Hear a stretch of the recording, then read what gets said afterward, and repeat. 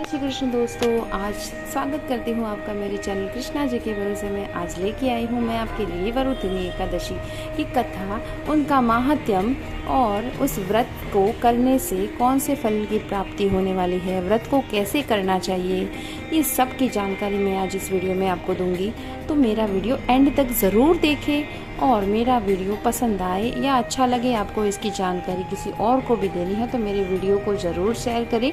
तो चलिए दोस्तों, देखते हैं हम आगे हमारा वीडियो।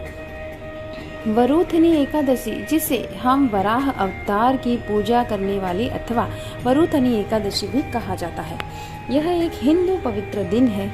वैशाख माह में दोनों एकादशी तिथि आती है, जिससे कृष्ण पक्ष की एकादशी को वरुथिनी एकादशी कहते हैं। मान्यता है कि वरुथिनी एकादशी पर व्रत रखने से इस लोक के साथ परलोक में भी पुण्य की प्राप्ति होती है। पद्म पुराण में वैशाख मास की कृष्ण पक्ष की एकादशी के विषय में भगवान श्री कृष्ण कहते हैं, यमराज और परलोक के भय से परेशान लोग वरुथिनी एकादशी का व्रत करें तो उन्हें अपार पुण्य की प्राप्ति होने वाली है। एकादशी पर भगवान मधुसूदन वराह अवतार की पूजा करनी चाहिए। वराह अवतार की पूजा का विधान शास्त्रों में अन्नदान और कन्यादान दोनों के समान की फलों की प्राप्ति को कहा गया है। वरुथिनी का व्रत करने से सदा सुखी रहता है, पाप की हानि और सौभाग्य की प्राप्ति होती है। मंद भाग्य वाली स्त्री अगर सौभाग्यवती हो जाए, यह मनुष्य को दोनों लोगों का आनंद और सब पापों को दूर करके पुनर्जन्म से मुक्ति देने वाली है। वरुथिनी का व्रत करने से मानधाता स्वर्ग को चले गए थे, धंधुमार आदि बहुत से राजा स्वर्ग को चले गए थे। भगवान शिव जी ने ब्रह्म कपाल के मुख हो गए थे। 10,000 वर्ष तप करने से जो फल मनुष्य को मिलता है, उसके समान फल वरुथिनी एकादशी का व्रत करने से ही प्राप्त हो जाता है। नृपोत्तम वह एकादशी बहुत पवित्र व्रति है, पापों को दूर करने वाली और भक्ति को देने वाली है। हे नृप श्रेष्ठ, घोड़े के दान से अधिक हाथी का दान होता है, हाथी के दान से भूमि का दान होता है, सबसे अधिक तिल का दान होता है, उससे अधिक स्वर्ण दान होता है, स्वर्ण दान से अधिक अन्न दान होता है और अन्न दान से उत्तम कोई भी दान नहीं हुआ।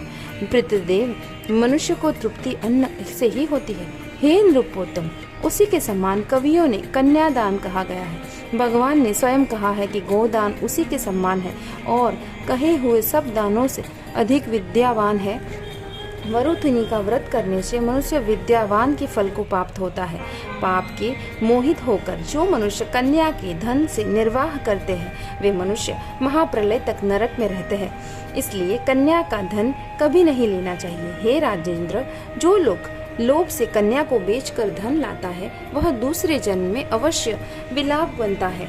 जो कोई आभूषण पहनकर यथाशक्ति धन सहित कन्या को दान करता है, उसके पुण्य की संख्या करने की चित्रगुप्त में भी समर्थता नहीं है। हे राजन, इस विधि से वरुथिनी कही है, यह सब पापों को दूर करने अंत में अक्षय गति को देती है। रात में जागरण करके जो जनानंद का पूजन करते हैं, वे सब पापों को छूटकर परम गति को प्राप्त होते हैं। हे नरदेव, इस कारण मनुष्य पाप और यमराज से डरे हुए मनुष्य को वरुथिनी का व्रत जरूर करना चाहिए। हे राजन, इसके पढ़ने और सुनने से 1000 गौदान का फल मिलता है और वे सब पापों से छूटकर विष्णु लोक में सुख भोगते हैं। आप इस दिन स्नान आदि से निवृत्त होकर भगवान विष्णु की पूजा करें अथवा उनके वराह अवतार की पूजा करें, व्रत रखें, फलाहार। चलिए बढ़ते हैं कहानी की ओर। मानधाता नामक एक राजा था। वह राजा बहुत धर्मी और सेवा भावी था। वह निस्वार्थ भाव से प्रजा की सेवा किया करता था। एक दिन राजा तपस्या करने हेतु जंगल में गया। भगवान विष्णु की तपस्या में लीन हो गया। बहुत दिन बीत गए। एक दिन वहाँ बड़ा भालू आया। वह राजा के पैर को खाने लगा, परंतु राजा ने अपनी तपस्या को भंग नहीं किया। वह एक निष्ठ होकर भगवान विष्णु की तपस्या करने लगा और भगवान विष्णु ने उसकी तपस्या से प्रसन्न होकर उसे दर्शन दिए, परंतु वह राजा अपने पैर को देखकर शोक करने लगा। भगवान विष्णु ने कहा कि यह पिछले जन्म का फल तुम्हें भुगतना पड़ रहा है। तुम्हें शोक नहीं करना चाहिए। शीघ्र ही मथुरा जाकर मेरे मथुरा में मेरे वराह रूप का पूजन करो, एकादशी करो, वरुथनी एकादशी का व्रत रखो, उससे तुम्हारे सारे पाप कट जाएंगे और उसका शीघ्र ही तुम्हें फल मिलेगा। और ऐसा कहकर भगवान विष्णु तथास्तु कहकर वहाँ से चले गए।